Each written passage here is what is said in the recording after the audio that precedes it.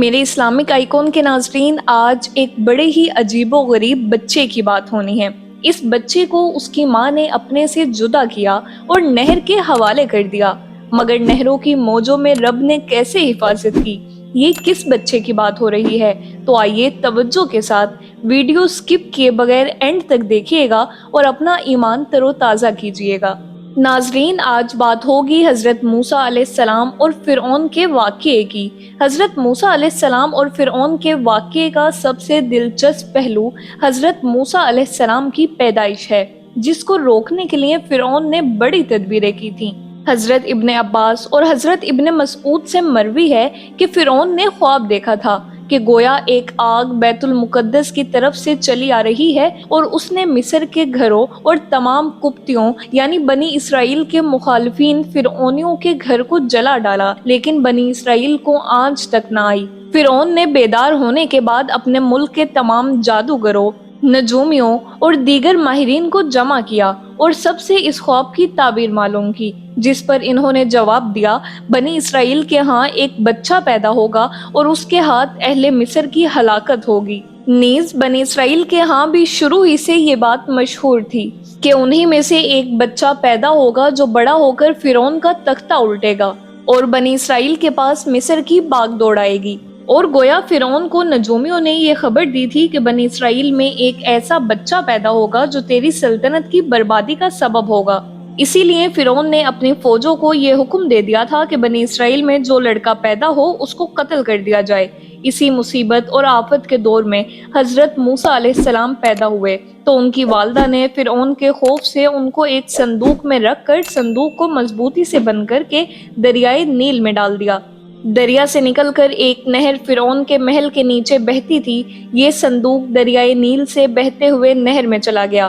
اتفاق سے فرعون اور اس کی بیوی آسیہ دونوں محل میں بیٹھے ہوئے نہر کا نظارہ کر رہے تھے۔ جب ان دونوں نے صندوق کو دیکھا تو خدام کو حکم دیا کہ اس صندوق کو نکال کر محل میں لائیں۔ جب صندوق کھولا گیا، اس میں سے ایک نہایت خوبصورت بچہ نکلا، جس کے چہرے پر حسن و جمال کے ساتھ ساتھ انوار نبوت کی تجلیات چمک رہی تھیں۔ فرعون اور آسیہ دونوں اس بچے کو دیکھ کر دل و جان سے اس پر قربان ہونے لگیں، اور آسیہ نے فرعون سے کہا، جس کا ذکر سورہ قصص آیت نمبر 9 میں موجود ہے، ترجمہ کنز الایمان، یہ بچہ میری اور تیری آنکھوں کی ٹھنڈک ہے، اسے قتل نہ کرو، شاید یہ ہمیں نفع دے یا ہم اسے بیٹا بنا لیں۔ اور وہ بے خبر تھے۔ اور ناظرین، اس پورے واقعے کو قرآن مجید نے سورہ طٰہٰ میں اس طرح بیان فرمایا ہے، ترجمہ کنز الایمان، جب ہم نے تیری ماں کو الہام کیا جو الہام کرنا تھا کہ اس بچے کو صندوق میں رکھ کر دریا میں ڈال دے، تو دریا اسے کنارے پر ڈالے کہ اسے وہ اٹھا لے جو میرا دشمن اور اس کا دشمن ہے۔ میں نے تجھ پر اپنی طرف کی محبت ڈالی اور اسی لیے کہ تو میری نگاہ کے سامنے تیار ہو۔ ناظرین، چونکہ ابھی حضرت موسیٰ علیہ السلام شیر خوار بچے تھے، اسی لیے ان کو دودھ پلانے والی کسی عورت کی تلاش ہوئی، مگر آپ کسی عورت کا دودھ پیتے ہی نہیں تھے۔ ادھر حضرت موسیٰ علیہ السلام کی والدہ بے حد پریشان تھی کہ نامعلوم میرا بچہ کہاں اور کس حال میں ہوگا۔ پریشان ہو کر انہوں نے حضرت موسیٰ علیہ السلام کی بہن مریم کو جستجوئے حال کے لیے فرعون کے محل میں بھیجا، اور مریم نے جب یہ حال دیکھا کہ بچہ کسی عورت کا دودھ نہیں پیتا تو انہوں نے فرعون سے کہا کہ میں ایک عورت کو لاتی ہوں، شاید یہ اس کا دودھ پینے لگے۔ چنانچہ مریم حضرت موسیٰ علیہ السلام کی والدہ کو فرعون کے محل میں لے کر گئیں، اور انہوں نے جیسے ہی جوش محبت میں سینے سے چمٹا کر دودھ پلایا تو آپ دودھ پینے لگے۔ اس طرح حضرت موسیٰ علیہ السلام کی والدہ کو ان کا بچھڑا ہوا لال مل گیا۔ اس واقعے کا تذکرہ قرآن مجید کی سورہ قصص میں اس طرح بیان کیا گیا ہے، ترجمہ کنز الایمان، اور صبح کو موسیٰ کی ماں کا دل بے صبر ہو گیا، ضرور قریب تھا کہ وہ اس کا حال کھو دیتی اگر ہم نہ ڈھارس بندھاتے اس کے دل پہ کہ اسے ہمارے وعدے پر یقین رہے۔ اور اس کی بہن سے کہا، اس کے پیچھے چلی جا، تو وہ اسے دور سے دیکھتی رہی اور ان کو خبر نہ تھی، اور ہم نے پہلے ہی سب دائیاں ان پر حرام کر دی تھیں۔ تو بولی، کیا میں تمہیں بتا دوں ایسے گھر والے کہ تمہارے اس بچے کو پال دیں اور وہ اس کے خیر خواہ ہیں؟ تو ہم نے اسے اس کی ماں کی طرف پھیرا کہ ماں کی آنکھ ٹھنڈی ہو اور غم نہ کھائے، اور جان لے کہ اللہ کا وعدہ سچا ہے، لیکن اکثر لوگ نہیں جانتے۔ ناظرین، روایات میں آتا ہے کہ آسیہ نے حضرت موسیٰ کی والدہ سے استدعا کی کہ وہ محل میں ہی رہنے لگیں اور اس بچے کی پرورش کریں، لیکن موسیٰ نے انکار کر دیا کہ میرے شوہر اور بچے پریشان ہوں گے۔ اس پر آسیہ بچہ انہیں دینے پر مجبور ہو گئی، پھر اس نے بچے کے لیے وظیفہ بھی مقرر کر دیا۔ یوں اللہ کی شان دیکھیے کہ جس بچے کے خوف سے فرعون نے ہزاروں بچے قتل کروا دیے، وہ بچہ فرعون ہی کی زیر نگرانی سرکاری تحفظ میں پروان چڑھنے لگا۔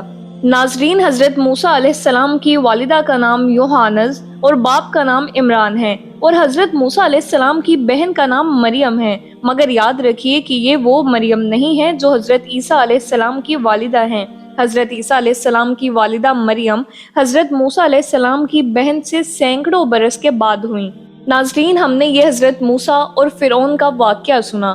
اس واقعے سے ہم نے سبق کیا حاصل کیا؟ اس واقعے سے یہ درس ملتا ہے کہ جب اللہ تعالیٰ کا فضل ہوتا ہے تو دشمن سے وہ کام کرا لیتا ہے جو دوست بھی نہیں کر سکتے۔ دیکھ لیجئے کہ فرعون حضرت موسیٰ علیہ السلام کا سب سے بڑا دشمن تھا، مگر حضرت موسیٰ علیہ السلام کی پرورش فرعون ہی کے گھر میں ہوئی۔ اور دوسرا، ہمیں یہ بھی معلوم ہوا کہ جب اللہ تعالیٰ کسی کی حفاظت فرماتا ہے تو کوئی بھی اس کو نہ ضائع کر سکتا ہے نہ ضرر پہنچا سکتا ہے۔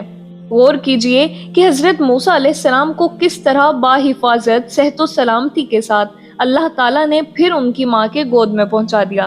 ناظرین، ایک بڑا مشہور محاورہ ہے نا، جسے اللہ رکھے اسے کون چکھے۔ فانوس بن کر جس کی حفاظت خدا کرے، وہ شمع کیا بجھے جسے روشن خدا کرے۔ ناظرین، ہمیں اللہ کے فیصلوں پر یقین ہونا چاہیے۔ اگر اللہ کی طرف سے کوئی آزمائش آ بھی جائے تو اس پر صبر کرنے والے بن جائیں۔ آزمائشیں کچھ دنوں کی ہوا کرتی ہیں، مگر اللہ کی حفاظت اور اللہ کی رحمت ساتھ ہو تو بندہ بڑی بڑی آزمائشوں سے گزر جاتا ہے۔ اللہ پاک سے دعا ہے کہ اللہ پاک مجھے بھی اور آپ کو بھی آزمائشوں پر صبر کرنے کی طاقت عطا فرمائے۔ آمین بجاہ النبی آمین۔